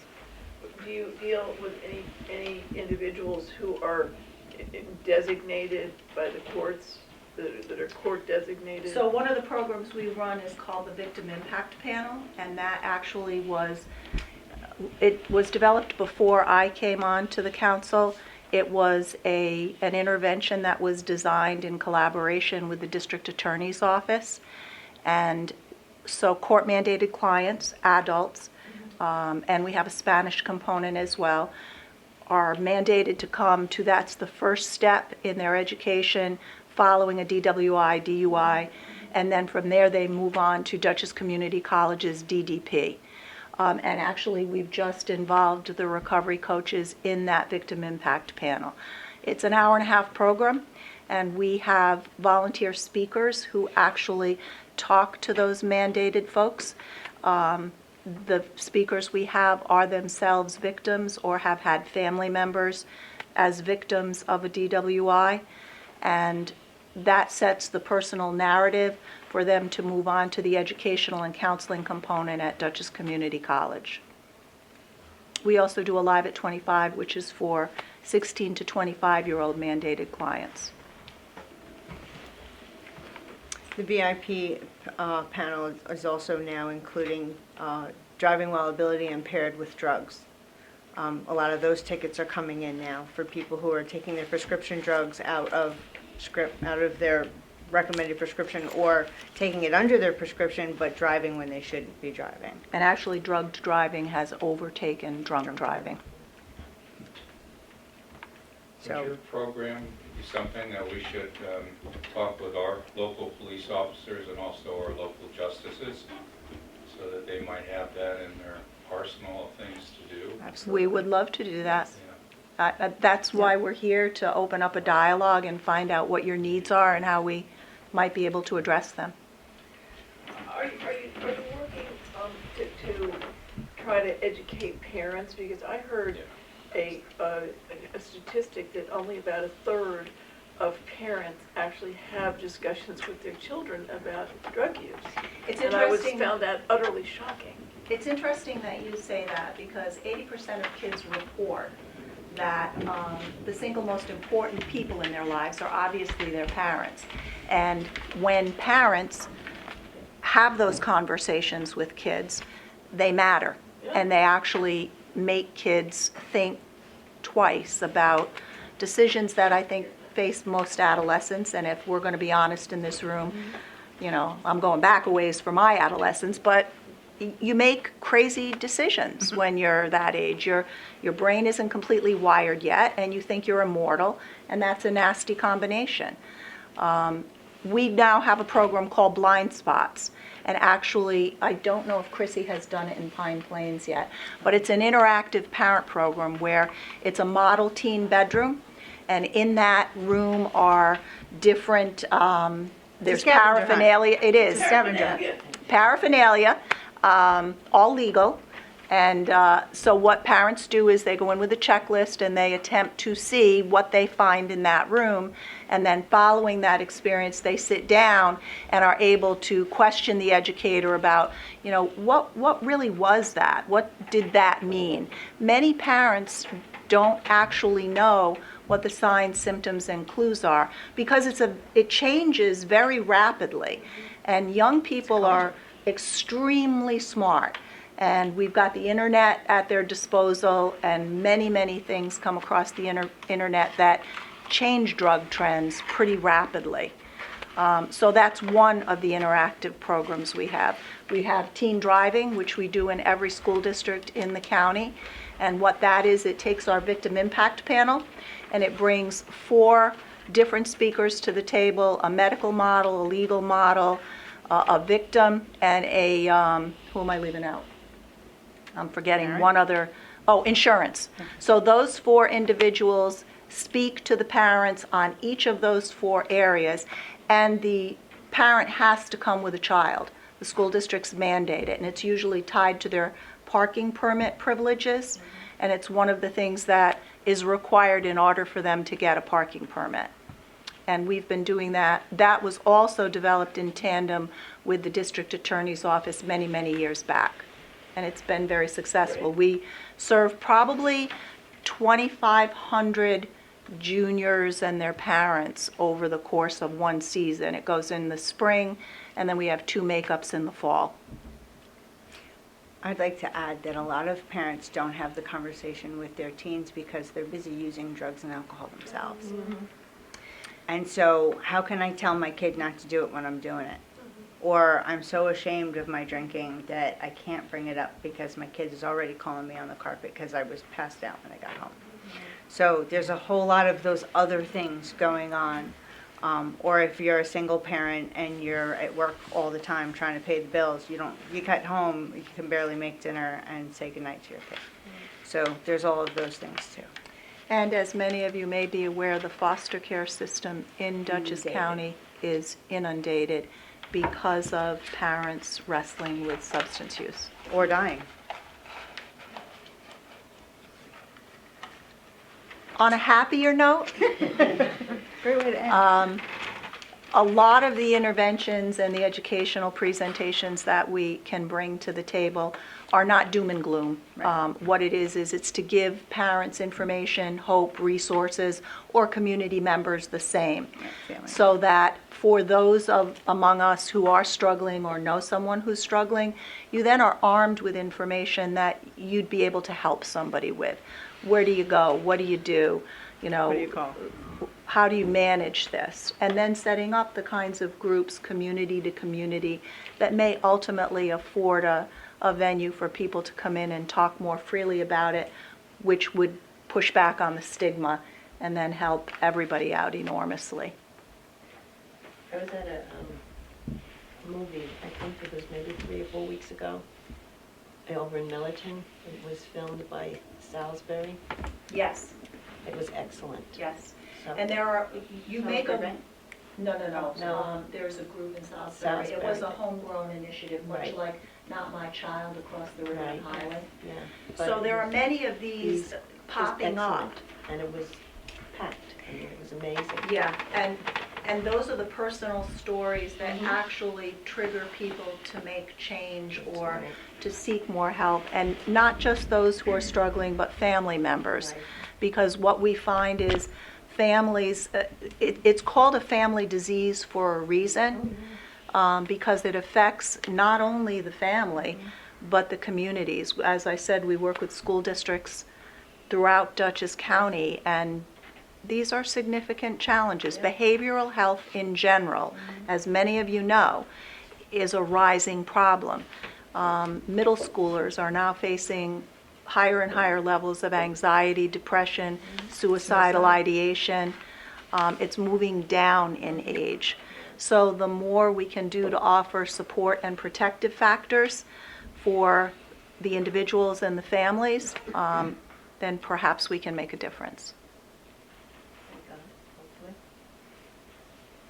How are you being received in Pine Plains? Are there numbers? Are there people who are there people coming by, stopping to see you? I've had been at the community room. Today was the third Thursday in a row. No one's braved the first step yet, but I'm not sure how many people actually know about it either. There are a few people that I've met at Sharon Hospital who live here in Pine Plains. I've reached out to them and let them know that I'm here. Again, it goes back to a readiness for change and an ability to take that first step. I try to let them know that, you know, I'm here whenever you're ready, so that when they do get to that place, that they can call. Okay. I wonder if we could excerpt Karamia's introduction from Stan's video maybe and put it on the Oh, social we media can, I'm somehow. sure, yeah, I think that would be a great idea. We also have clips from our media campaign that was done around Christmas that I'm sure we could share with you. They were small commercials that aired on national television with our recovery coaches to CNN. explain a little bit about who we are, what we do. We can share those with That'd be you if great. you would like. Yep. And that would be something you could pump out into your community and That's help great. promote it. I've been posting it on our Facebook and on Moms and Dads. So, you know, it's slow but sure. Right, and the consistency is the key. It has to become oh, that's right, Thursday, 1 o'clock. Oh, let me hurry over there, Yeah. you know? And then I'm just sitting there waiting. But we're happy to take whatever input you folks have, because as Karamia said, you folks live in this community, you know your community. We're sort of outsiders. We have a toolkit we can bring in, but unless that toolkit matches what your needs are, then we'll have less success. So again, we're really happy to be here, and we're glad that you opened the door to us, and we're hoping that we can provide a service to you folks going forward. I'm thrilled to have the relationship and that we're at the beginning. Yep. One of the best things I've seen is the school's Narcan program. And I was just amazed at the people who come in, and just like you said, they're sitting in the back of the room listening. But going to the first one of that was... Maybe that's something, I'm a trainer. We a do Narcan trainer, training. so Right, that's well, the absolutely first something one we can do. they had was very, very well attended, and it had a panel of people who spoke. We did that. You did that? Yes. Okay, when Sue Serino had With Dr. Your Handler, hand, and okay. yes. And actually, Dr. Handler, we did the first Narcan, one of the first Narcan trainings in the county going back when Terry Gibson was the senator. It was before Sue Serino. We did it at Dutchess Community College, not quite knowing what to expect, and we were blown away by how many people showed up to get that initial training. And that was when it was still injectable, and people were a little bit uncomfortable with that. Now, as many of you know, it's nasal, and it's foolproof, really. I mean, anybody can do it. The training is short. But we attach the Narcan training to the forum that you're making reference to. And what we do with our forums is we have the educational panel. It's scripted, so we have representatives from all sectors that are important to that particular presentation. We do a Narcan training. We also have Shed the Med, and we learned about that new in Connecticut. Yes. There is It's a new pouch. So instead of taking your medication to the police department or, hoarding it until the last minute, there are now pouches that you can purchase, or some municipalities purchase them and provide them. And it has a substance, a dry substance. And like a you charcoal. dump the pills in, you add a cup of water, and you seal it and shake it, and everything disintegrates, and the chemical breaks down, whatever, and everything is rendered inert. So it's environmentally sound. They come in different sizes, small, medium, and large. And we learned in our work with our Connecticut counterparts Northwest that Cares. they're using it a great deal. And I think across the river in Orange County, some of the, yeah. Have you? Good. So that's the kind of forum, you're talking exactly about the kind of forum that I made mention of in response to your question. If Narcan training is often the carrot that will bring people out to get them to the table to see what resources are available. We also often, in tandem with the Dutchess County Sheriff's Office, have a Shed the Med present there for that particular evening, so people can unload their medicine cabinets and get rid of those things that really probably shouldn't be there. That's great. We can really step it up if we want to. We can talk about that later. But And we're happy to work with you That'd be in great. whatever you'd Absolutely. like to do. Well, thanks for coming. Thank you so much. Great to see you. I got it, but thank you. Thank you. Thanks a lot. Here, if you want to see the video, this is not affiliated with the town. Okay. The rest of the old business I can do really fast. I know it's getting late. You have a new list of the reorganizational appointments, and we just need to fix a few things that we did at the reorg, just to make sure that it's clear. The new officer's not on this list, so. No, we have, because he's not on yet. Okay. So we didn't put him on until he's here. The MEO in charge is Michael Coons. The engineer is Clark Patterson Lee. We added Colleen McGarry as the alternate clerk to the justice.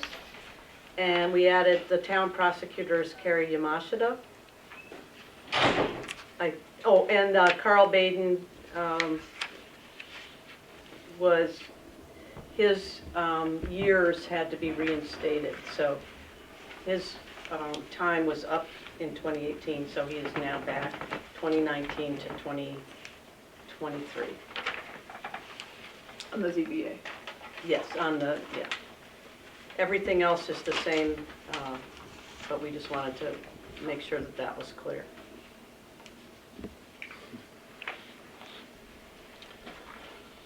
Scott, nobody's still the Trails Committee chairperson? Well, we're talking about keeping that going and trying to figure out the next step. Does that need any kind of action? Pardon? Does this need anything? I don't believe so. This is just, It's just passed a resolution adopting the amended. okay. Would you like to? I'll make the motion that we I'll second it. adopt the reorganization, whatever. The amendments to the Amendments. reorganization appointments? Okay. Thank you. It's getting late. All in favor? Aye. Thank you. Now, were those people that we were supposed to have invited with my paper? Yeah, I did, that's who I picked. I just want you to know, we got the insurance, the health insurance meeting going up 10%. Come on, what? Yeah. We have a very good policy for everybody. It's the silver, number 3. I could put this all in your box and we can study it for the next month. We don't have to make a decision until the end of March, but It's the same plan we had last year. exactly right? the same plan. We are paying the deductible on this as well, but it is going up 10% We're only paying 50% originally of the deductible. Yeah, Right. we're paying, yeah, that hasn't changed. Okay. But the price from last year is 10% more per person. But the deductible is staying the same? Yeah, we're not changing our policy on that. Their deductible, No, I mean, yeah, ours has changed because if the total deductible is 5,000 rather than the Yeah. 3,000 it was, yeah. it's an additional. The crazy No, things yeah, one it's the could same. consider is moving towards a catastrophic plan, putting the difference in an interest-bearing account somewhere that sort of manages the supplemental insurance on our own end, if the savings are monstrous. Yeah, that's a long discussion Hmm. that we should probably have.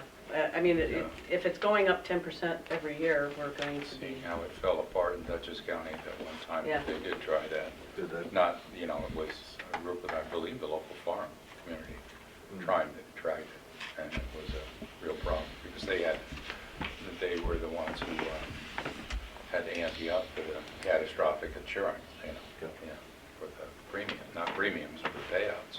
Right.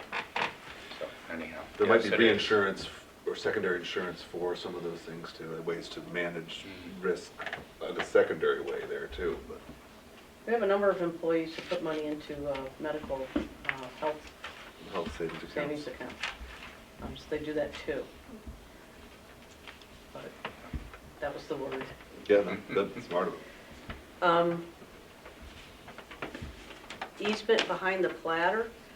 Warren, nobody can find any physical agreement for the agreement between the town and the piece of land behind the platter in terms of our responsibility for plowing it. There is, Everybody says there's something. I have it. You have it? Yeah, I told you last time. I mean, it's not an actual, I mean, it was done by resolution. I'm trying to remember. If you told me, I would have brought the file. Oh, okay, all right, But- because I didn't think it was. Yeah, I'm convinced that we have an agreement, an enforceable agreement. Everybody says we do. Yeah, we We do. just have, it doesn't exist in the clerk's office, so, Yeah, I have it. all right. I have the record. Okay, that would be great, because I would just love a copy. Right. Okay, It's not, I'm trying to remember. yeah, It wasn't carried through the way it should have been, but it's right, still that's what I enforceable. thought, that we need to do something about that, right? Yeah, Or we could probably not? clean it up if we want, or leave it the way it is, but I'll get it to you. It just came up as a subject, and. Yeah, it I would thought just we be had good to- resolved it last, didn't we discuss it? Well, we last- just decided to. No, I mean, I think I told Heather that it did exist. Okay. Sarah wants a copy of it. Warren was sick at the last meeting, Yeah, wasn't he? you were. Didn't he leave for the? No, I you can't were. remember, I Send just it can't home. remember Yeah. exactly. All right. It's, But that was. It's there. Executive session already had. Um, Oh, that was- The only new business we have, Twin Islands Lake Association's not coming tonight. They weren't ready to talk to us. Sarah, you had mentioned talking Yeah. about permitting the raising of old structures, And maybe documenting them historically before they're, taken down. yeah. And I don't know how other people feel, I don't think we need to discuss that. I think Okay. that's something that we could discuss at a workshop type of Great. board meeting. I don't think we have to just, but I think it's worth pursuing and at least documenting the history that's disappearing. Okay. Instances where the history, I mean, some buildings are not significant, other buildings are extremely significant. So I think we take photographs and ask the historian to Well, come in and do a little research. Yeah, we can discuss how it could be done and what would make sense, what people are comfortable with. It's a very common law that most municipalities have. You should The be able to it get a requires a permit. demolition permit for Yeah. historical Right. structures. And, And then there has to be some determination of whether a structure gotta go on a list. has historical significance Yeah, or yeah, not. yeah. You can do it by age or different ways. Yeah, Rhinebeck has one, so I can pull it out and send it to you. I know that the Twin Islands didn't come tonight or aren't ready to come, but I do think everybody should be aware that they have really undertaken some major actions or attempting to take some major actions with Twin Island Lakes, and because it's part of an entire water system, and that Stissing Lake is part of that also, that it is something that is really very significant, and they have worked very hard on the piece that they're doing. They've raised money to do what they've been doing, and I think people should be aware that Twin Island Lake has some major invasive species problems, and last summer it was worse than it's ever been to a tremendous extent. So there are real issues there, and we should all be collaborating because it is a community asset, and there are a lot of houses on that lake, and people's property values are significant, should be significant to all of us to try to maintain the housing values in the town.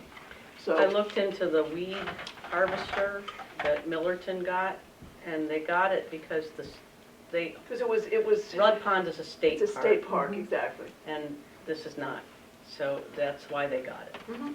Yeah, I'm aware of that. Yeah, it was a combination, Sue Serino and Dee Dee Barrett combined to get But I think we that. all need to work together to figure out what are the effective approaches to trying to deal with the problem and maintain these assets that we have. Yeah, they're moving forward the way Stissing Lake is moving forward. They've got their vegetation study, and they're trying to do the second step. And they've put in Right. for a pretty significant grant. They have, yeah. And so that'll be interesting if that comes through. That will be a good step in the right direction. But people should just be aware that this is going on and that people are very active around it. If we were to give land to the state or the county that allowed them access to both Stissing and Twin Island Lake, would the DEC then have the authority or the willingness to help finance solutions for them? If they were accessible as public lakes, they're both private lakes, I believe? No, No. the town has property on Walden Yeah, we have a Pond. little funny, We have property that actually goes down to the lake. yeah. Okay, so And they the are. town has property that goes down to But that Stissing. do they not define both those lakes as private lakes, whatever that means? Though there is public access, but. There, I don't. Twin Island, Twin Island is private. Private? Twin Island is private, it's owned by a single family. Oh, you're talking about the bottom. What's underwater? Right, and This thing is owned by multiple owners. multiple, but that's what's underwater, rather, we're talking about access, whether it can be considered Well, public access. I thought Rory asked, are they private lakes? Yes, I did. Well, two different interpretations of the word. Yes. You know, is there public access or is it privately owned? From the point of view of the Yeah. state, I guess, and financing from the state for mitigation of invasive species, for example, but is there? I don't, I'm very negative about this whole thing because I've seen, you know, these efforts over the years, for the last 50 years, watch these evolve, and they really haven't come up with a good solution, and the DEC is very reluctant to get involved. Right. But I'm there very are reluctant for us individual grants that you can to write. pay the hundreds of thousands of dollars it costs to dredge it ourselves. I'm even more hesitant to do that, but. But, you know, this is a natural process which has been speeded up, you know, and it's, you know, an awful lot of time and money and expertise has been spent on these things, and without any results. Right. Right, so they started talking to me when I said that originally, then they started talking to Sarah. I'll be honest. Well, I mean, there are things like invasive, the washing of boats. When you bring a boat to a lake, you really need to address that you're not bringing more Seeds from, invasive yeah. species in, and those are things that probably should be addressed, and they, you know, they want to undertake that, and we should probably be thinking about those things too, and the CAC is certainly concerned about these issues, and there are more invasive species, and the invasive species can go from one lake into the next lake. If you're switching water in there, they'll go right along, and the situation is that the Twin Island Lakes has never been worse. I mean, it was almost non-navigable last summer, which is a major issue. Whatever, Okay. I'm just All right. raising it Thanks. to put people Thank you. aware and on notice, on notice. At this time, I would like to go into executive session to talk about the planner for the comprehensive plan review and also the roof culverts. Dara, before you go, can I make a statement about something? Sure. I believe your streetlight project is complete. I'm waiting for the bill. Well, I know the guys that were doing it, and they were getting between 25 and 30 lights a day. Wow. And they had 125 or Yeah. 20, something like that, Yeah. to do. So about a week is what it took. Yeah. And to give you the idea of the energy savings, this light in front of this building was a 400 watt sodium light. I mean, it lit the whole area up, Yeah. okay? They replaced it with a 67 watt light bulb that gives you out, so you reduced your energy consumption there by almost 75%. That's great. So that's the way of the world now, is LED lights. It's a better light too. I Yeah, like like it. when they did the one in front of my house, like it's great, like it's Yeah. actually, I think it actually. gives And you don't light. worry, the guys got complaints every single day. Did they? They got complaints, Really? they don't like it, they think it's a waste of money, blah, That's not blah, what I've this heard and at all, blah, blah. but, yeah. And they said, hey, we were given a job to do and we're doing it, thank you very much. I've got. But, I mean, if you really went good up to feedback. the middle of Pine Plains and stood there handing out $50 bills to everybody that went by, you would invariably have somebody come up and say, why aren't they hundreds? Well, the one gentleman that was here asking us about the lights, he commented on Facebook saying that he likes the light Yeah. and he thinks that it was a great move. Well, it is. Yeah. It's really. Yeah. And I'll tell you, you're Because we have the proactive. proper cap. You're proactive in another thing, because they ain't making the old guy no more. And before we go into executive session, can I just say one thing? Yeah. Congratulations. Oh, Yeah. Oh, yeah, oh. No longer Heather Wilson on there. No, I So was the I was first going to time say, around, can like, we wait a publicize my minute. name change? This way the public knows. No longer Heather Wilson. We did it. Oh, you did? Yeah. I make a motion that we go into executive session. Second.